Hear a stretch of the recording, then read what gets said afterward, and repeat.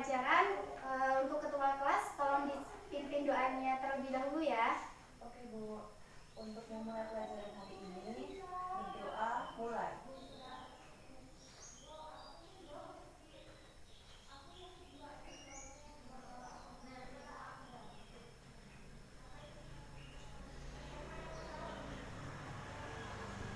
Selesai.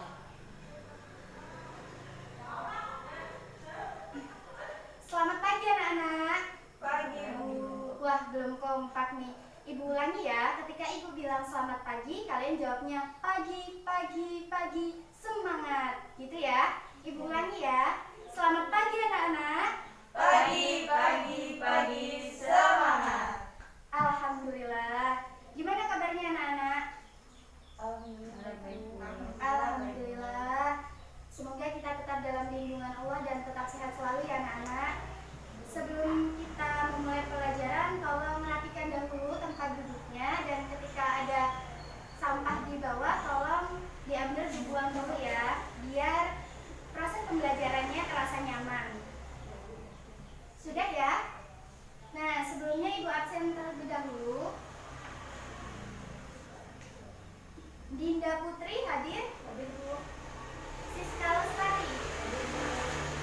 Adelia Fitriani? Hadir Bu. Dela Maharani? Hadir Bu. Berarti hadir semua ya anak-anak? Hadir. Alhamdulillah.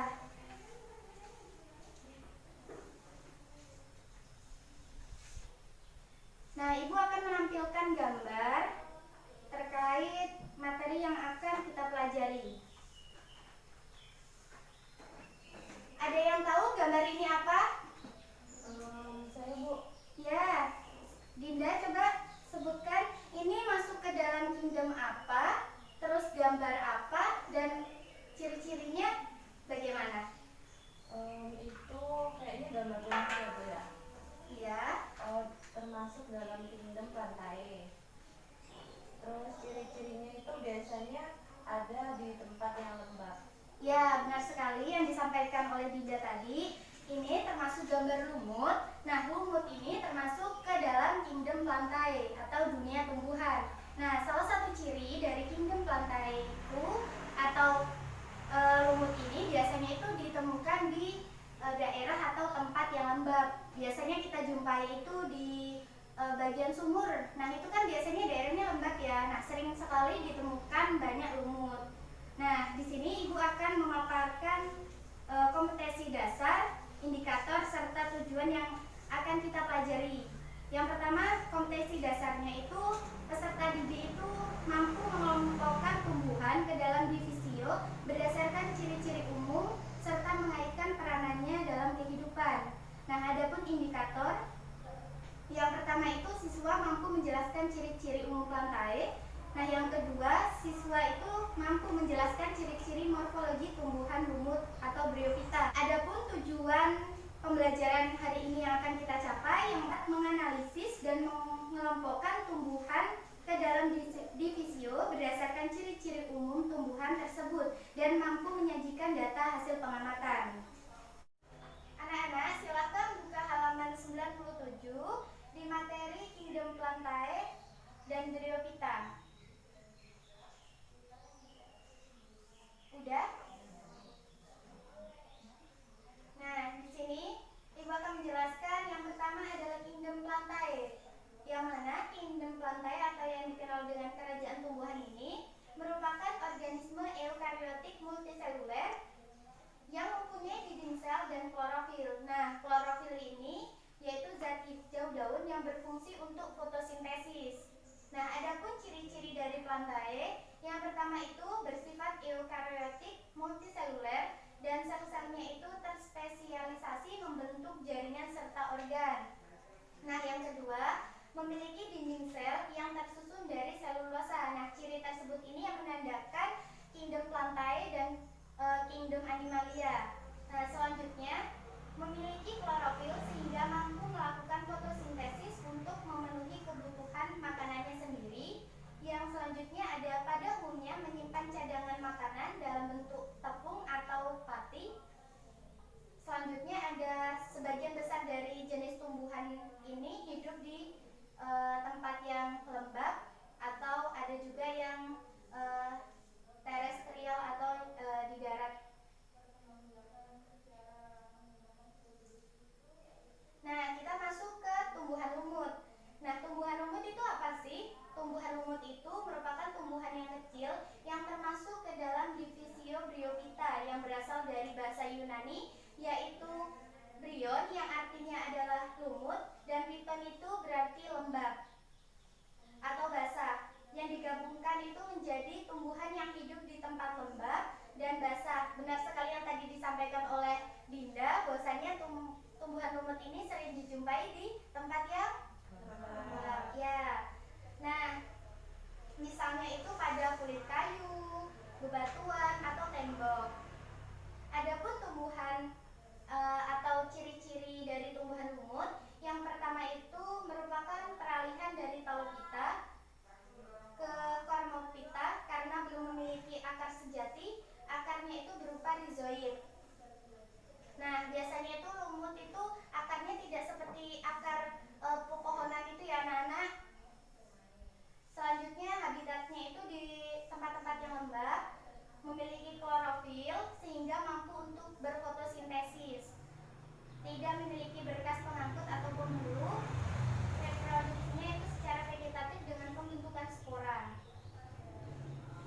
Nah, di sini ada struktur tumbuhan lumut. Nah, bisa dilihat ini ada rizoid atau akarnya, ada terdapat batang, daun, tangkai, kapsul. Adapun reproduksi tumbuhan lumut. Reproduksi tumbuhan lumut bisa dilihat di buku yang Ibu tadi berikan di halaman 97 tadi. Reproduksi lumut ini ada seksual dan aseksual. Reproduksi aseksualnya dengan spora haploid yang dibentuk dalam sporofit. Nah, sedangkan reproduksi seksualnya dengan membentuk gamet-gamet, baik gamet jantan maupun betina yang dibentuk dalam gametofit. Ada dua macam gametagium, yaitu sebagai berikut ini. Yang pertama adalah archegonium dan yang kedua antheridium. Apa sih beda dari kedua tersebut? Pembedanya yaitu yang pertama, archegonium ini adalah gametagium betina yang bentuknya itu seperti botol dengan bagian lebar yang disebut dengan perut. Dan adapun antheridium adalah gametagium jantan yang berbentuk bulat seperti gada. Jadi bedanya itu adalah archegonium itu adalah betina dan antheridium itu adalah jantan. Nah, untuk pengelompokan tumbuhan lumut ada yang tahu? Belum tahu ya anak-anak. Nah, di sini ada klasifikasi tumbuhan lumut, itu ada 3. Yang pertama ada lumut hati atau biasa disebut Hepaticiae. Yang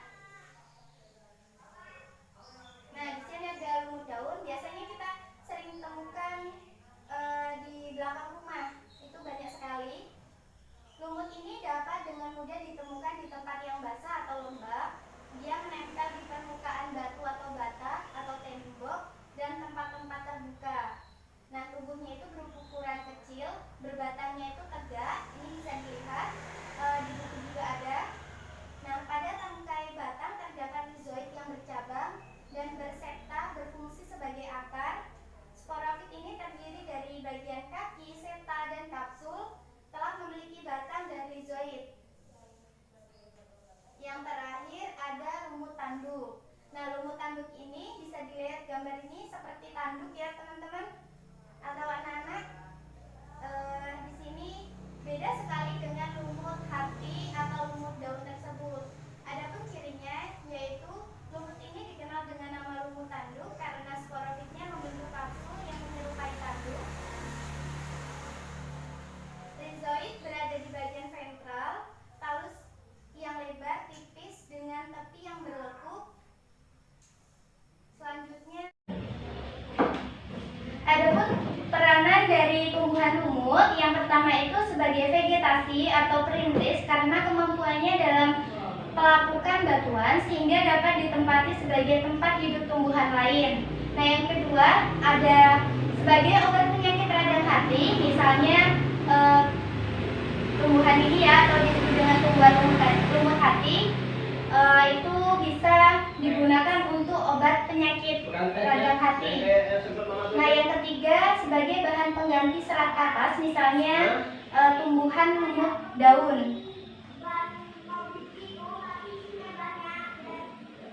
Nah, sampai sini ada yang ingin bertanya atau masih kurang paham terkait materi yang Ibu sampaikan? Izin bertanya, Bu. Iya, Dela. Silakan. Lumut tanduk itu biasanya berada di mana ya, Bu? Ya, pertanyaannya bagus sekali karena memang tadi ada beberapa yang masih itu ya, nggak mendengarkan Ibu waktu penjelasan lumut tanduk ya. Iya, Bu. Nah, coba ada yang bisa menjawab pertanyaan dari Dela terkait habitat dari lumut tanduk? Saya, Bu. Iya, Siska. Biasanya lumut tanduk itu sering dijumpai di tempat-tempat lembab, Bu. Ya, jawabannya Mbak Siska sudah benar. Cuman Ibu tambahi sedikit ya anak-anak, bahwasanya tumbuhan lumut tanduk ini sering dijumpai di tepi sungai, danau, atau sepanjang selokan. Nah, biasanya itu selokannya itu yang ada di desa-desa yang belum di bahasanya itu di semen gitu. Nah, biasanya banyak sekali untuk lumut tanduk. Tetapi kalau biasanya di perkotaan seperti ini jarang ditemukan untuk di selokan. Mungkin ada di sungai ataupun danau. Nah, sampai sini ada yang ingin bertanya kembali terkait materi yang Ibu sampaikan? Alhamdulillah. Berarti sudah paham terkait ciri-ciri, klasifikasi, dan morfologi ya? Selanjutnya Ibu akan bagi dua kelompok. Ini kelompoknya mau dibagi sendiri atau milih? Milih, Bu. Nanti kurang adil loh anak-anak. Ibu bagikan aja ya atau Ibu pilih. Untuk Dinda sama Siska kelompok 1. Untuk Dela sama Adelia itu kelompok 2 ya.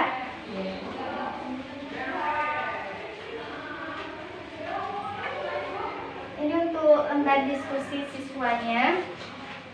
Silakan untuk dikerjakan.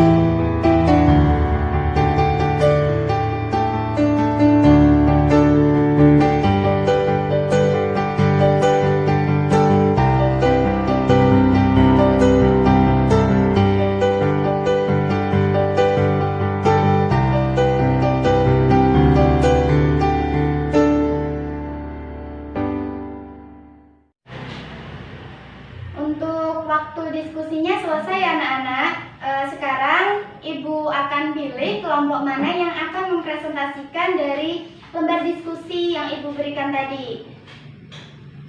Ya. Untuk kelompok 1 dan 2 siap kan? Kalau Ibu pilih? Ya. Ya. Nah, mantap sekali. Nah, Ibu akan memilih kelompok 2. Coba di kelompok 2 diskusi terlebih dahulu siapa yang akan menjadi perwakilan untuk mempresentasikan ke depan.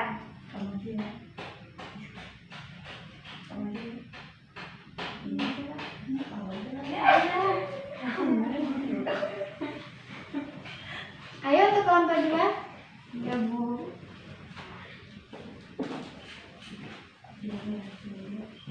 Salam dulu ya biar lebih formalitas.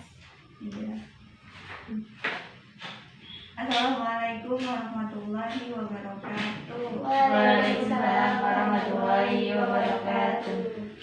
Saya perwakilan dari kelompok 2 dengan anggotanya ada Adelia Saputri dan saya sendiri Bella.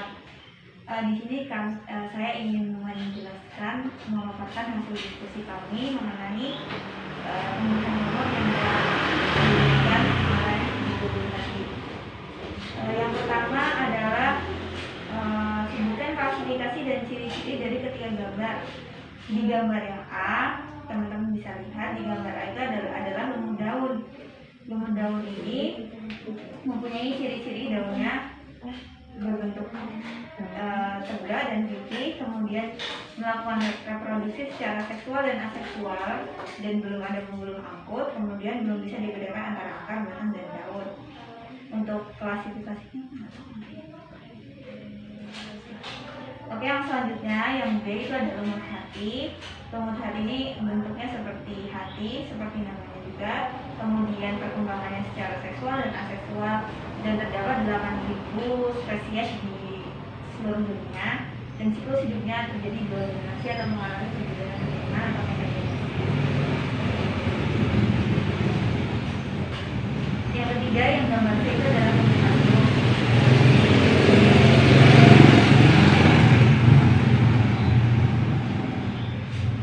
Yang ketiga itu yang gambar C adalah lumut tanduk. Lumut tanduk ini bentuk seperti namanya, lumut tanduk ini bentuknya seperti tanduk, kemudian dia warnanya juga hijauan seperti itu, kemudian rumputnya rizoid, akarnya berupa rizoid, belum bisa dibedakan akar dan daun, kemudian sama seperti ciri-ciri yang lainnya mengalami persidangan keturunan 2 kali, dan belum memiliki pembuluh angkut. Selanjutnya yaitu yang pertanyaan kedua, apa yang dimaksud dengan kingdom plantae dan sebutkan ciri-cirinya. Berdasarkan diskusi kelompok 2 dari tadi, kingdom plantae adalah kerajaan tumbuhan di mana terdapat di dalamnya berbagai macam tumbuhan yang dibedakan berdasarkan kelompok-kelompoknya, mulai dari yang berpembuluh dan tidak berpembuluh. Itu yang gambar C adalah lumut tanduk. Lumut tanduk ini bentuk seperti namanya, lumut tanduk ini bentuknya seperti tanduk, kemudian dia warnanya juga hijauan seperti itu, kemudian rumputnya rizoid, akarnya berupa rizoid, belum bisa dibedakan akar dan daun, kemudian sama seperti ciri-ciri yang lainnya mengalami persidangan keturunan 2 kali, dan belum memiliki pembuluh angkut. Selanjutnya yaitu yang pertanyaan kedua, apa yang dimaksud dengan kingdom plantae dan sebutkan ciri-cirinya. Berdasarkan diskusi kelompok 2 dari tadi, kingdom plantae adalah kerajaan tumbuhan di mana terdapat di dalamnya berbagai macam tumbuhan yang dibedakan berdasarkan kelompok-kelompoknya, mulai dari yang berpembuluh dan tidak berpembuluh, ada yang berbiji, ada yang berbiji, ada yang berbiji, dan lainnya. Kemudian ciri-cirinya itu yang pertama, kingdom plantae ini termasuk ke dalam organisme autotrof. Dia ini termasuk organisme yang dapat membuat makanannya sendiri, berbeda dengan makhluk hidup lainnya yaitu hewan. Yang kedua yaitu mempunyai breeding cell, karena salah satu perbedaan dari hewan dan tumbuhan itu adalah di dalam kingdom plantae ini sel-selnya mempunyai breeding cell.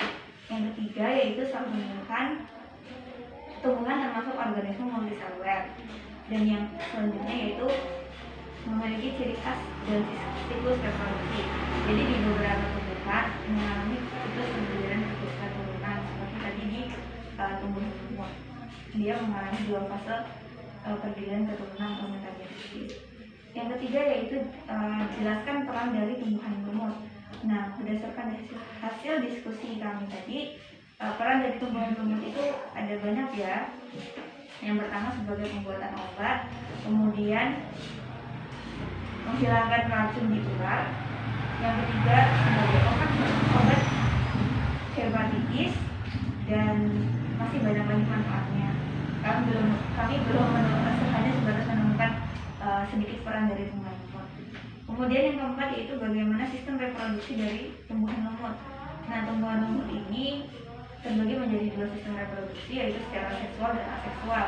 Secara seksual dengan fase gametodiknya dengan fertilisasi pembuahan antara sel telur dan sel sperma atau antara antheridium dan archegoniumnya.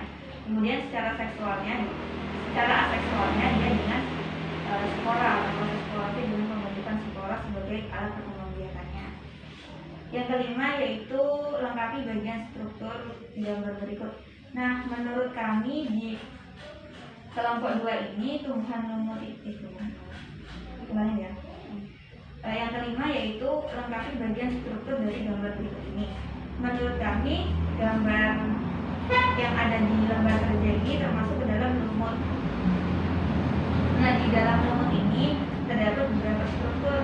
Yang di gambar A itu adalah kapsulnya, yang B itu adalah seta, yang C itu adalah daun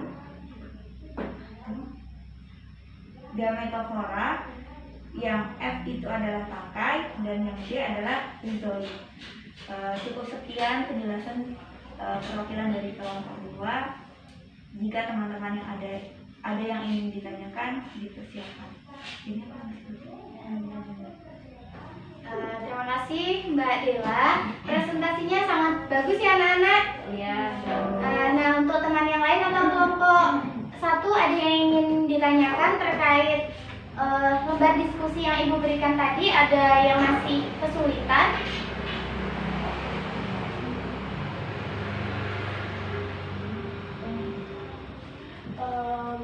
Saya boleh juga tanya. Iya, Dinda silahkan. Saya Dinda ingin bertanya yang pada reproduksi lumut tadi gimana sih? Tadi kurang jelas soalnya. Izin menjawab pertanyaan dari Mbak Dinda. Dinda. Tadi sistem reproduksi dari lumut itu terjadi ada 2 ya, ada aseksual dan aseksual.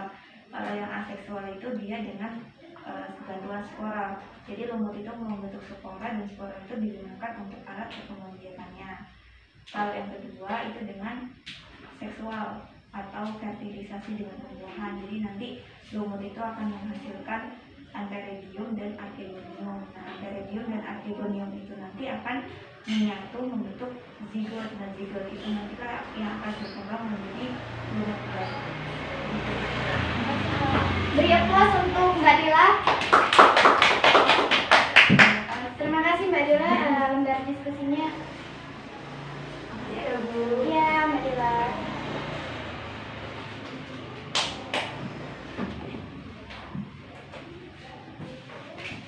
Nah, anak-anak, benar yang tadi disampaikan oleh Mbak Dila.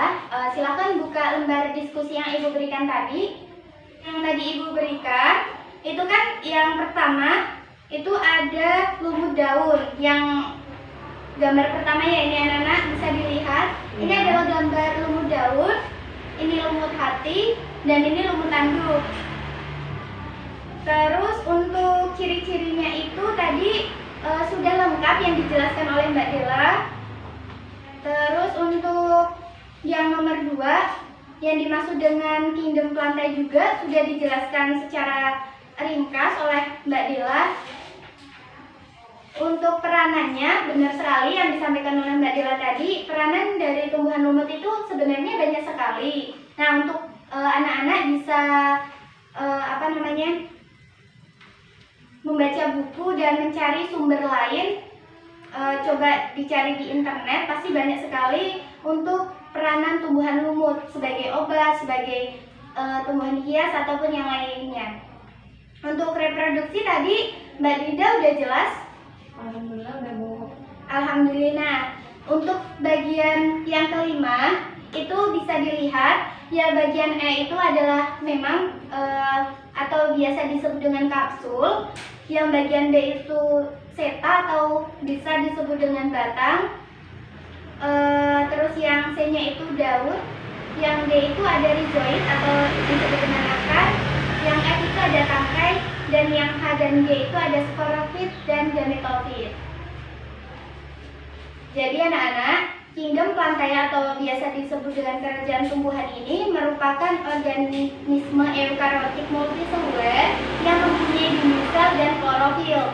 Nah, klorofilnya itu digunakan sebagai apa sih? Digunakan sebagai zat hijau daun yang berfungsi untuk fotosintesis. Nah, adapun cirinya tadi bersifat eukariotik, nah mempunyai klorofil, memiliki dinding sel, itu yang membedakan antara kingdom Animalia sama kingdom Plantae atau dunia tumbuhan.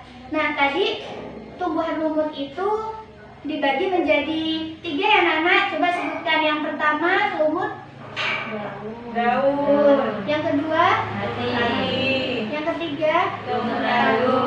Ya, benar. Nah, untuk strukturnya tadi ada batang, ada kapsul, ada daun, ada rizoid, dan ada sporofit sama gametofitnya ya. Selanjutnya ada peranannya tadi sebagai apa? Sebagai obat hepatitis. Ya. Terus menghilangkan serat dari ular. Ya. Gigitan ular. Nah, sebagai pengganti serat untuk kapas. Nah, itu contohnya lumut daun. Yang pesan ibu ya anak-anak, jangan lupa belajar dan sering-sering membaca. Jika kamu tidak mengejar apa yang kamu inginkan, maka kamu tidak akan mendapatkannya. Mungkin cukup sekian dari pembelajaran kali ini. Kurang lebihnya ibu mohon maaf jika ada kata-kata yang kurang berkenan di hati anak-anak. Ibu minta maaf yang sebesar-besarnya. Ibu akhiri, wabillahi taufiq wal hidayah. Wassalamualaikum warahmatullahi wabarakatuh. Waalaikumsalam warahmatullahi